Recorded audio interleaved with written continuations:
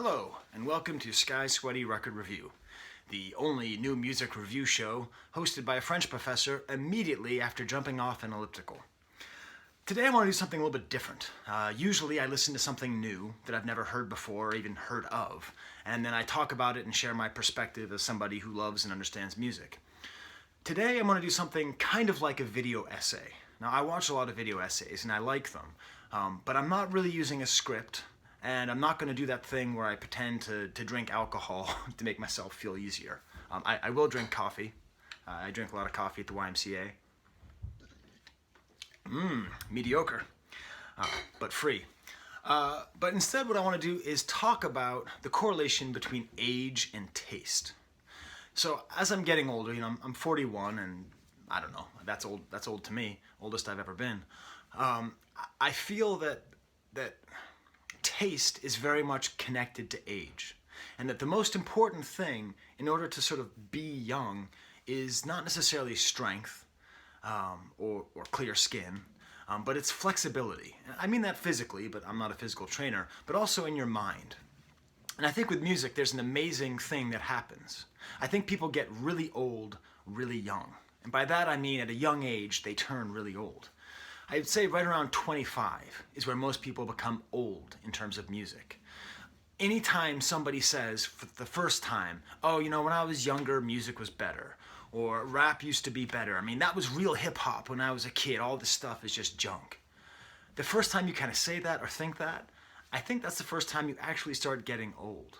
And it's not to say that there aren't golden ages and everything, and that people, you can have your preferences, but when you start discounting whatever's new for whatever reason, I think that's a real sad moment. And that's part of what this whole channel's about, is helping me stay flexible, thinking about new things.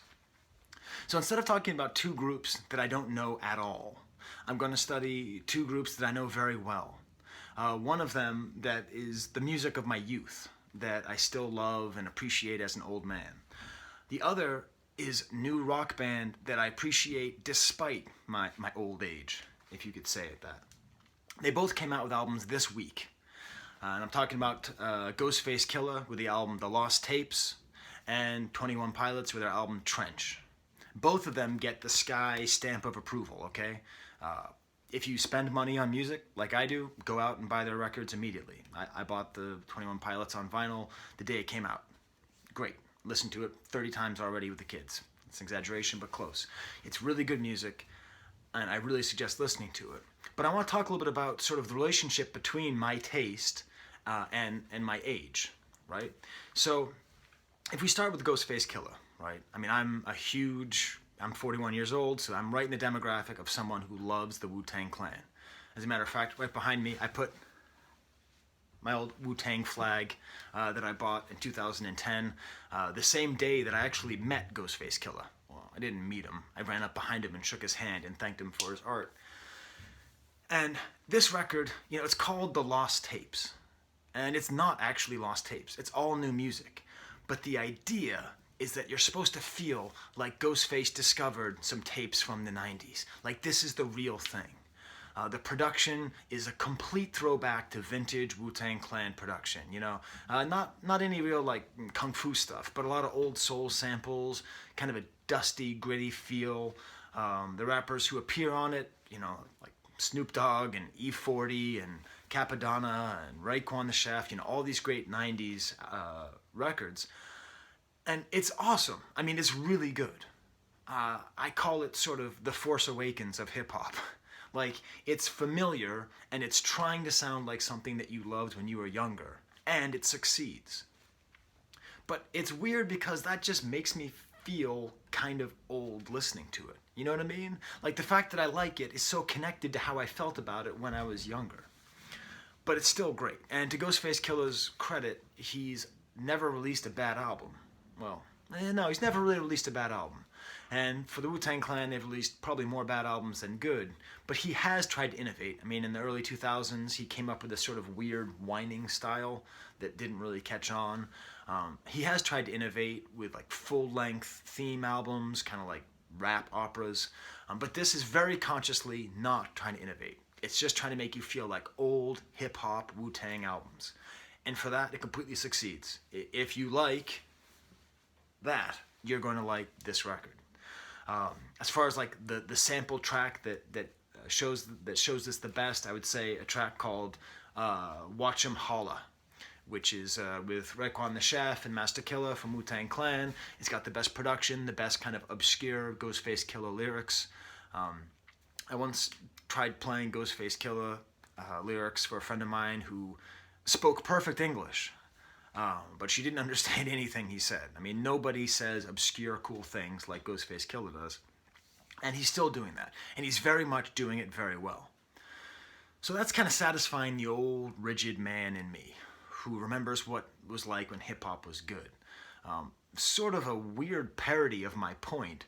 The album is opened and closed with TV actor Michael Rappaport talking about how much he loves Ghostface, which is weird, having this like middle-aged, tallish white guy talking about Ghostface Killah. It was like I was talking to myself, you know, like, hey man, don't I love Ghostface? Yes, I do. So that's kind of this hip hop that helps me feel more comfortable, that doesn't push the boundaries like a lot of the other things that I've studied and listened to on this show, like Brockhampton, right? I mean, listen to Brockhampton, it's totally new. Whatever they're doing is totally new stuff, new thematics, new production, new style, new outlook, whereas this is totally old, but totally successful. And then we get to 21 Pilots, who also released an album this week. When I first heard them, I was immediately and strongly repulsed. I mean, I despised it. It was the song "Ride," okay?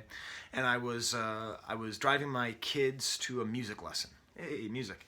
And I heard it on the radio, and the kids were like, "This is pretty good, keep it on." It's like, all right. And this guy is just like, whoa, whoa, whoa, whoa, whoa, whoa. I was like, oh, God. You know, this millennial whoa, right? Whatever that's called. There's some great YouTube video about it. Check it in the links. I'm just kidding. I'm not going to link to anything. And don't subscribe. Or do. I don't care. But I heard it, and I was like, who is this guy? And then he just, like, starts whining about thinking about himself, and he's all emo, and then it's, like, fake reggae, and then he's, like, fake rapping. I'm like, what even fake genre is this mess? I hated it. I absolutely hated it. And I think part of what I hated about it was I could so very clearly understand that it was just, like, not, that it was new, you know, that it was like this new young sound. It was essentially the sound of the youth. And I think that's what repulsed me. But I kept listening to it. I heard it a couple more times on the radio, and I started to like it a little bit more. And my kids told me that it was really good, and so I kind of kept listening. And then I realized, I'm wrong. This is a good band. It's a real band. It's just two guys from Ohio. So I guess Devo and them are the two greatest music acts to come out of Ohio. It feels like Ohio, like in a good way. You know, like what kind of art would you make if you came from Ohio and you were a great artist? Kind of like Nirvana feels like what would you sound like if you came out of Seattle.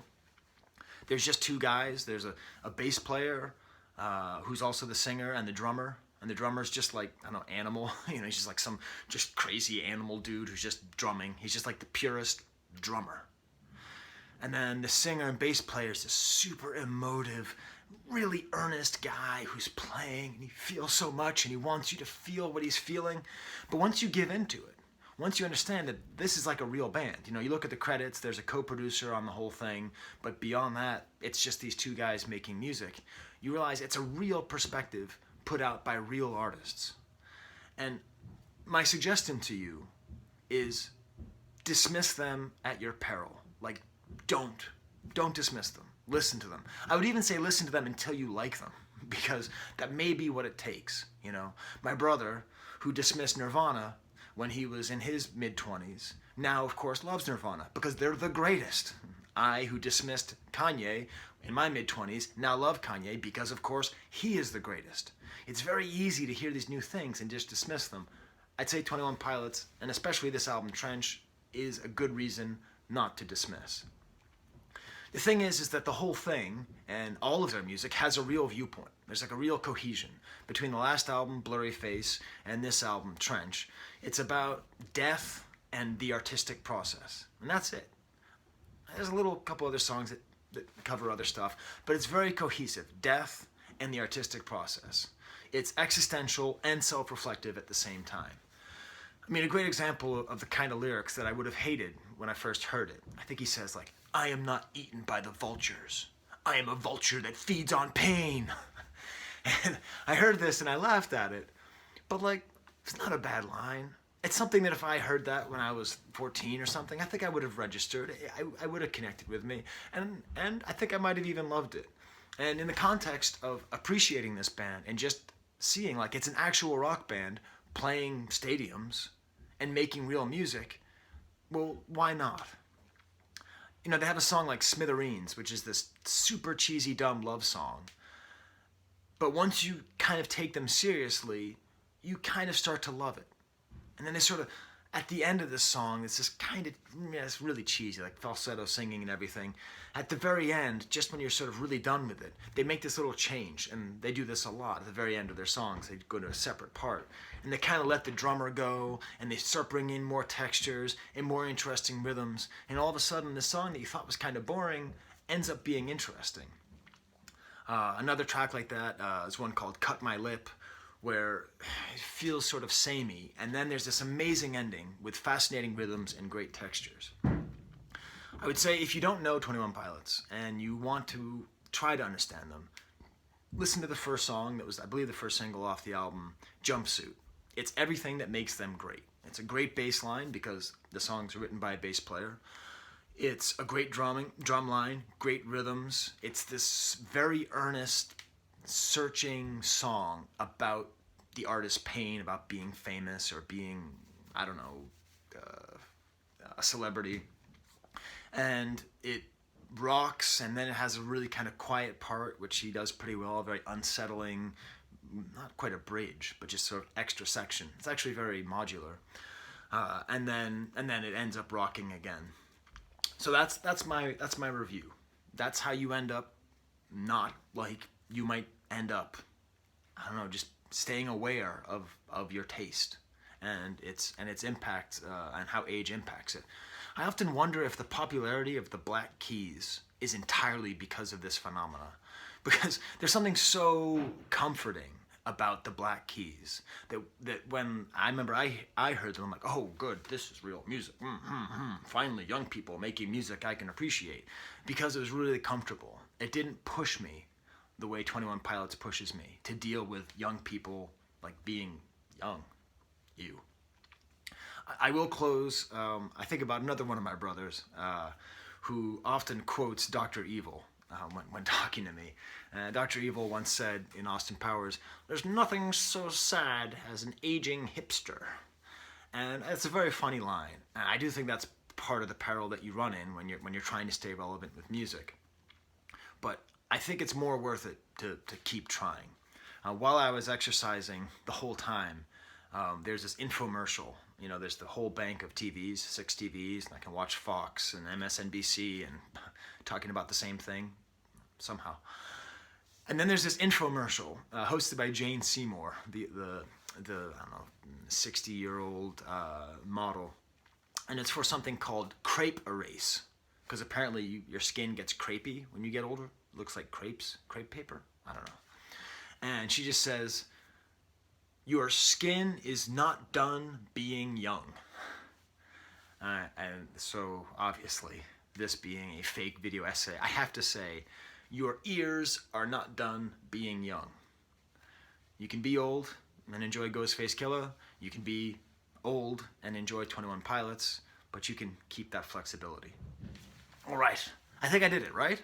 That's like a video essay. I'm up to 14 subscribers, which I'm not gonna lie, does actually make me happy and excited, because this is a fun thing that I get to do. I don't know if these video essays are that welcomed or if I should just stick to the thing. So wait a minute, am I actually asking you to comment? Yes, I am. If you like these kinds of video essays, please let me know. If not, I can just stick to the original plan. And the answer is Chucky from Rugrats. Okay. I have no catchphrase.